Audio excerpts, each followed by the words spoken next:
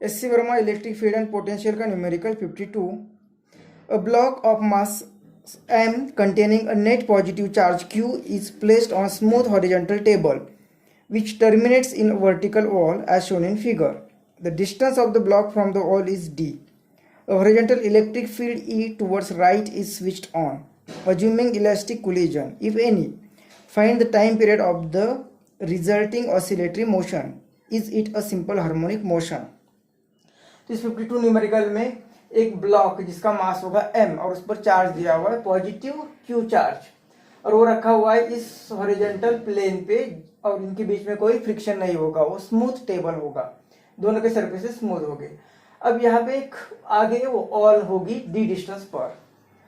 अब यहाँ पे हमने इलेक्ट्रिक फील्ड ऑन कर दी, तो यहाँ पे इलेक्ट्रिक फील्ड में कोई चार्ज होता है तो उस पर फोर्स एक्सर्ट होता है, और वो चार्ज पॉजिटिव होता है तो उस पर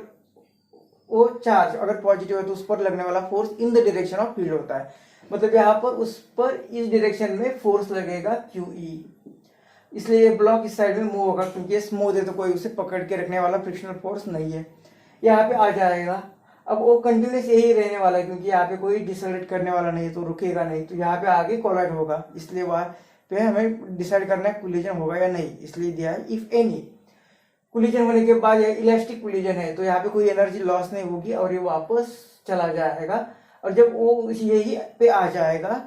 तो टोटल टाइम पीरियड कितना होगा, और ये जो टाइम पीरियड अगर फाइंड कर रहे हैं मतलब जिस पोजीशन से जा रहे और ये यहाँ से फिर वापस आ रहा है मतलब एक साइकिल कंप्लीट कर रहा है, तो वो टाइम पीरियड मतलब यह क्या ऑसिलेशन परफॉर्म कर रहा है, सिंपल हार्मोनिक मोशन परफॉर्म कर रहा है, ये भी क्वेश्चन है। तो सिंपल हार्मोनिक मोशन में क्या होता है, जो एक्सेलरेशन होता है या फोर्स होता है it is directly proportional to उसका डिस्प्लेसमेंट, लेकिन यहाँ पे माइनस साइन नहीं बताता है कि ये जो एक्सेलरेशन है वो रिस्टोरिंग एक्सेलरेशन है, मतलब जिस डायरेक्शन में डिस्प्लेसमेंट हो रहा है उसके अपोजिट डायरेक्शन में उसे टुवर्ड्स द मीन पोजीशन उसे खींचा जाता है, उसे कहते हैं हम रिस्टोरिंग फोर्स, और उसका ये एक्सेलरेशन रिस्टोरिंग एक्सेलरेशन होता है। तो यहाँ पे ये ब्लॉक इस डायरेक्शन में जा रहा है मतलब डिस्प्लेसमेंट इस डायरेक्शन में, फोर्स भी इसी डायरेक्शन में, मतलब ये कंडीशन फॉलो नहीं हो रही है, मतलब इट इज नॉट SHM। जैसे कि बैडमिंटन में जो हम बैट जिस डायरेक्शन में हिट करते हैं उसी डायरेक्शन में वो फ्लावर भी चला जाता है, तो वो सिंपल हार्मोनिक मोशन नहीं होती है। सिंपल हार्मोनिक मोशन में पेंडुलम अगर इस डायरेक्शन में जा रहा है तो उसे ड्रैग इस डायरेक्शन में किया जाता है, मतलब ये डिस्प्लेसमेंट है तो एक्सेलरेशन इस डायरेक्शन में है, तो ये होता है सिंपल हार्मोनिक मोशन। उस तरह से यहाँ पे नहीं हो रहा है, मतलब this is not simple harmonic motion. लेकिन यहाँ से यहाँ पे आने के लिए और फिर वापस आने के लिए जो टाइम पीरियड लग रहा है, जैसे एक साइकिल बोला है तो इसके लिए हमने टाइम पीरियड बोला है, तो वो कितना लगेगा, तो यहाँ से यहाँ आने के लिए सपोज T1 टाइम लग रहा है और यहाँ से यहाँ जाने के लिए T2 टाइम लग रहा है, तो टोटल टाइम जो लगेगा वो T1 प्लस T2 लगेगा। लेकिन यहाँ से यहाँ आने के लिए जो फोर्स है, जो डिस्टेंस है, वही इस डायरेक्शन में कोई लॉस एनर्जी का नहीं हो रहा है, इसलिए यहाँ पे T1 is equal to T2 आएगा, मतलब ये टाइम पीरियड जो होगा वो 2 इंटू टी, मतलब यहाँ से जो टाइम लग रहा है यहाँ पे आने के लिए वही टाइम लगेगा यहाँ से यहाँ आने के लिए।